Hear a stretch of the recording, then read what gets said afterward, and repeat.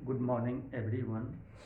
आइए आज हम लोग स्टडी करेंगे ब्लड के बारे में कि व्हाट इज ए ब्लड। तो ब्लड जो होता है, ये ब्लड को हम लोग बोलते हैं blood is fluid connective tissue. ये क्या होता है? फ्लूइड कनेक्टिव टिश्यू होता है। और इसका काम क्या है? ब्लड का वर्क क्या होता है हमारे बॉडी में? ट्रांसपोर्ट करना, यानी कह सकते हैं कि ट्रांसपोर्टेशन। किसका ट्रांसपोर्ट करता है? गैसेज, कार्बन डाइऑक्साइड, ऑक्सीजन का ये ट्रांसपोर्ट करता है। न्यूट्रिएंट्स का या न्यूट्रिशन का ये क्या करता है? ट्रांसपोर्ट करता है। एंड हार्मोन्स या इंजाइम्स, यानी हम ये कह सकते हैं कि हमारे बॉडी में जो ब्लड है, ब्लड को बोला जाता है फ्लूइड कनेक्टिव टिश्यू। और इसका फंक्शंस जो होगा वो होता है ट्रांसपोर्टेशन। ट्रांसपोर्टेशन में क्या होगा कि हमारे बॉडी में जितने भी सेल्स है, उसको जिस चीज़ की ज़रूरत हो पड़ता है वो किसके थ्रू जाता है? ब्लड के थ्रू जाता है। जैसे ऑक्सीजन, ऑक्सीजन हमारे सेल्स, बॉडी के सेल्स में ऑक्सीजन की जो ज़रूरत होगा वो कौन लेके जाता है? ब्लड लेके जाता है। यानी वहाँ कार्बन डाइऑक्साइड, अगर रेस्पिरेशन में कार्बन डाइऑक्साइड का प्रोड्यूस हो रहा है तो वहाँ से कार्बन डाइऑक्साइड को कौन लेके आता है? तो ब्लड लेके जाता है। या हमारे सेल में न्यूट्रिशन या न्यूट्रिएंट्स की जो ज़रूरत पड़ता है उसको कौन लेके जाएगा? ब्लड लेके जाता है। इंजाइम्स, हार्मोन्स, ये सब का ट्रांसपोर्टेशन जो होता है वो ब्लड के थ्रू होता है। तो आइए अब हम देखते हैं थोड़ा सा physical properties. Physical property of blood का फिजिकल प्रॉपर्टी क्या होता है? तो अगर हम देखें कि टोटल वॉल्यूम, यानी अगर कोई 60-70 केजी का अगर पर्सन है, उसके बॉडी में टोटल ब्लड वॉल्यूम कितना होता है? 5 to 6 लीटर्स ब्लड होगा। और 80 ml पर केजी बॉडी वेट, यानी बॉडी वेट का 80 ml पर केजी होता है ब्लड। उसके बाद आता है कलर, कि जनरली हम लोग बोलते हैं कि ब्लड का कलर जो होता है कैसा होता है? रेड होता है। लेकिन ये आर्टेरियल जो ब्लड होगा उसमें स्कारलेट रेड होता है। ब्लड का जो कलर होगा वो स्कारलेट रेड होता है, यानी लाल सिंदूरी रंग का होता है। और वेनस ब्लड जो होता है उसका कलर जो होता है पर्पल रेड होता है। अब आते हैं, हम बात करेंगे किसका? स्पेसिफिक ग्रेविटी का। तो ब्लड का जो स्पेसिफिक ग्रेविटी होता है तो इसमें 3 कंडीशंस आता है। एक तो हो गया कि टोटल ब्लड का स्पेसिफिक ग्रेविटी कितना होगा।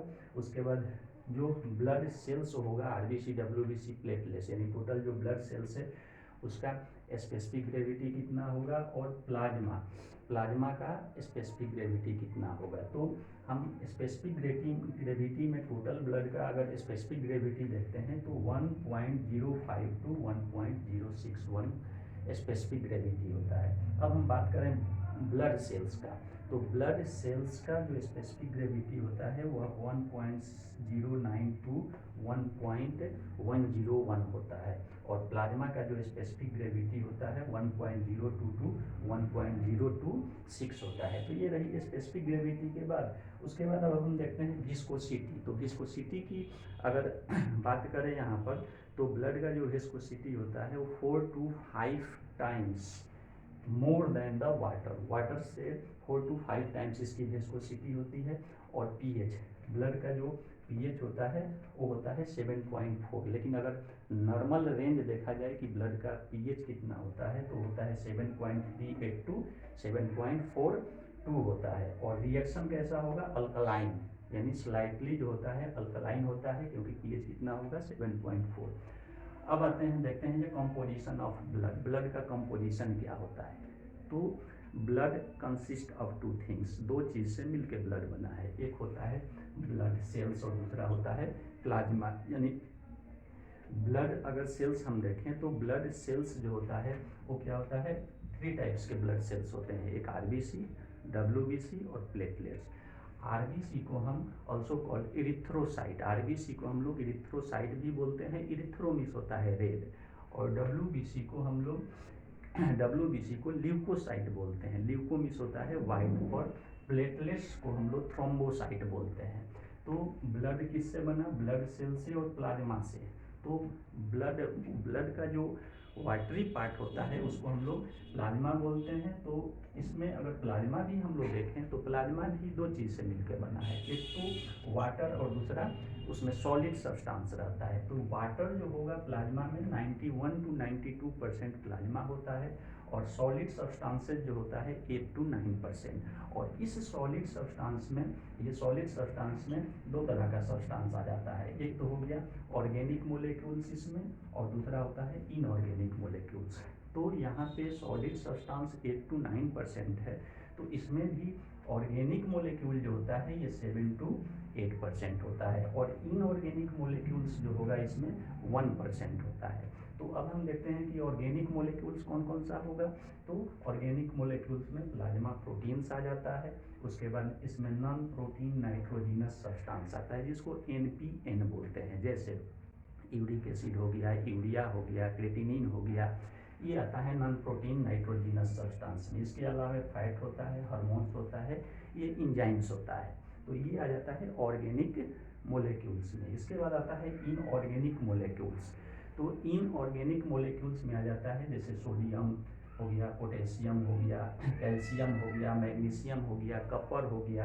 यानी ये कह सकते हैं कि इनऑर्गेनिक कंपाउंड, इनऑर्गेनिक जो मोलेक्यूल्स होगा ब्लड में, उसमें क्या होता है, कैटायन होता है और एनायन होता है, ये 1% होता है।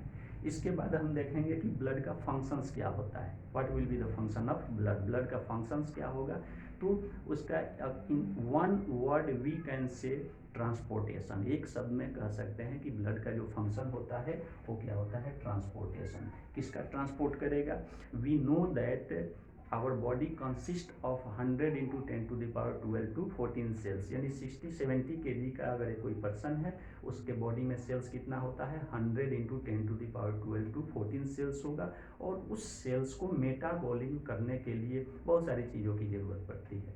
जैसे ग्लाइकोलाइसिस हो रहा है, या अगर कहीं रेस्पिरेशन हो रहा है, तो उसमें क्या चाहिए, ऑक्सीजन चाहिए। ऑक्सीजन को कौन ट्रांसपोर्ट करेगा, ब्लड ट्रांसपोर्ट करता है। कार्बन डाइऑक्साइड को कौन कैरी करेगा, ब्लड कैरी करता है। यानी इसका रेस्पिरेटरी फंक्शंस है, रेस्पिरेटरी फंक्शन है। उसके बाद अगर देखा जाए तो क्या होगा, सेल को न्यूट्रिएंट्स जो होगा या न्यूट्रिशन जो होगा कौन प्रोवाइड करेगा, ब्लड के थ्रू जाता है। यानी कोई भी चीज़ अगर हम लोग डाइट के फॉर्म में लेते हैं तो इंटेस्टाइन में जाएगा, उसका डाइजेशन होगा, डाइजेशन के बाद इंटेस्टाइन उसको एब्जॉर्ब करता है, इंटेस्टाइन का सेल्स, और उसको कहाँ भेजता है, ब्लड में भेजता है। और ब्लड क्या होगा, ब्लड के थ्रू बॉडी के जितने भी सेल्स हैं उसमें न्यूट्रिशन जाता है। हार्मोन्स जो है, हार्मोन्स का ट्रांसपोर्टेशन कैसे होता है, तो ब्लड के थ्रू। ब्लड हार्मोन को लेकर सेल को ज़रूरत होगा तो सेल के पास जाएगा। इंजाइम्स की ज़रूरत है, इंजाइम्स लेके जाता है। ओवरऑल बोलेंगे कि ब्लड का जो फंक्शन होता है वो क्या होता है, ट्रांसपोर्टेशन होता है। जय हिंद, थैंक यू।